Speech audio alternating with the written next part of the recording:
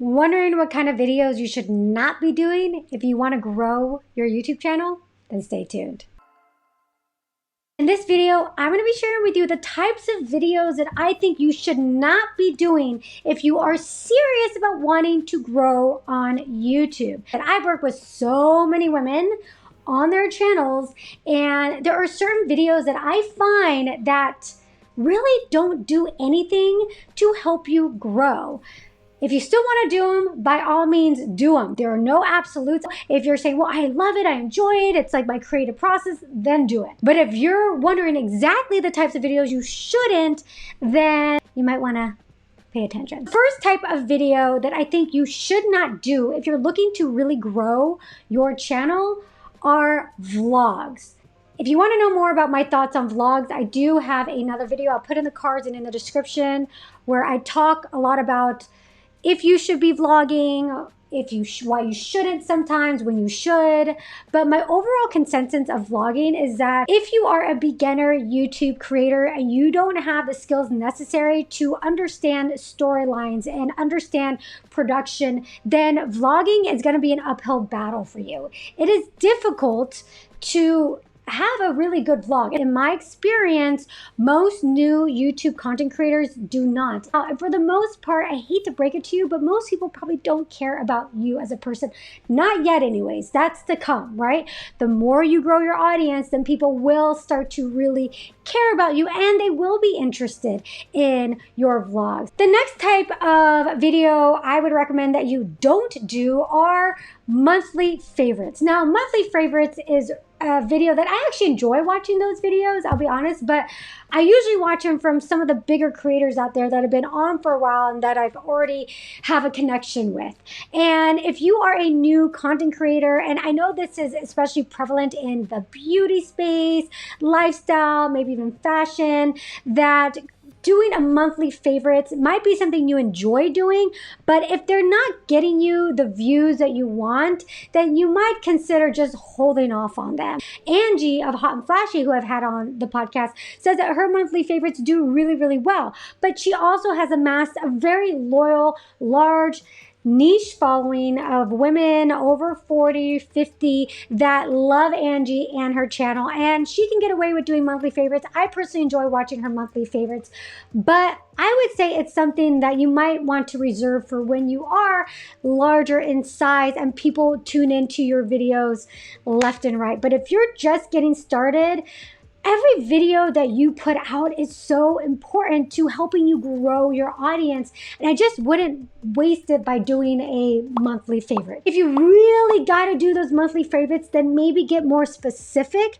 So you can get specific and say my monthly Amazon favorites for home organization, or have some kind of hook beyond it being your monthly favorite. The fact that these are your favorite products that you enjoy for the last month, if you're not a big YouTuber, then that's not enough of a hook. People don't care about you just yet. Next type of video I would probably avoid is along the lines of Q&A or about me or why I started this channel. Here's the thing, when you are a smaller creator, it's not so much about you. It's about your audience. And your audience, if you're at under 5,000, 10,000, maybe even 50,000 subscribers, they don't care enough about you to really sit through a 10, 15-minute video about you talking about why you have your YouTube channel, or a Q&A or what you don't know about me type of video. But it's not something I encourage you to do often if you really haven't reached a milestone yet where something like that is exciting for the viewer or even helpful for the viewer. The other type of video that I recommend that you don't do if you're looking to grow and grow quickly on YouTube are PR-driven unboxings or PR-driven product reviews. Here's the thing, there's kind of a fine line here. Yes, if you are fortunate enough to get onto PR lists, then you're super excited to share about those products and get your audience aware of these new products.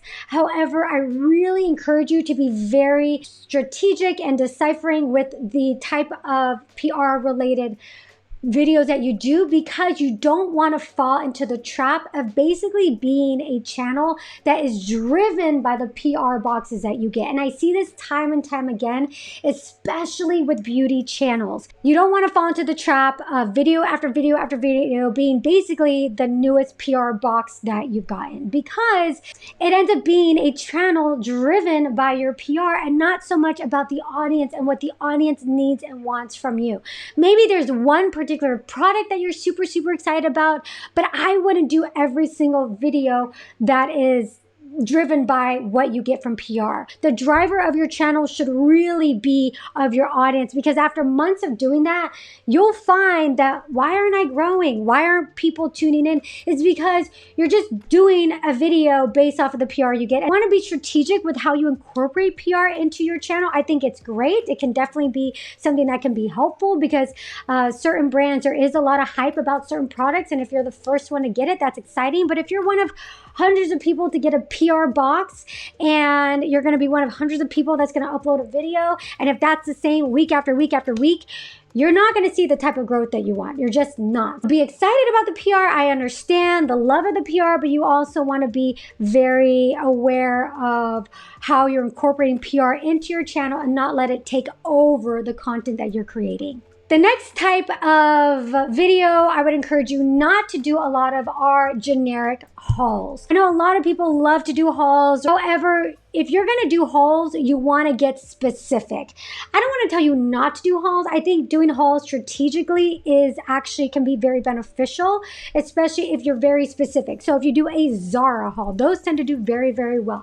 If you do a Amazon haul, Amazon dress haul, an Amazon back to school haul, Amazon fall fashion haul, all these different specific things I actually think can do very well, but I would focus on getting specific. Don't just get general fall haul for fall fashion haul. Get specific that you know your audience is gonna love. If you lean more towards fashion, then go more towards fashion. Get even more specific with maybe the type or the store. If it's beauty, get specific. Maybe it's an Ulta haul, an Ulta sale haul. So, get specific. If you're gonna do a haul, the more specific, the better. Try and steer away from doing generic hauls. So you can do these videos, but hopefully the tips that I shared with you in this video will help steer you in the right direction of when to strategically incorporate it into your channel and how to best do it, so that each video that you put out does have the opportunity to do well and potentially go viral,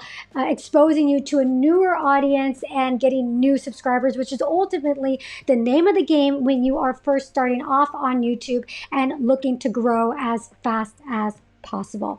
If you enjoyed this, let me know in the comments below what tips you took away from here and what you will start applying to your channel. I do have a bunch of resources in the description section that you can check out that can further help your YouTube channel, and give this a like because it helps with the algorithm. And I will see you in the next interview. Mwah.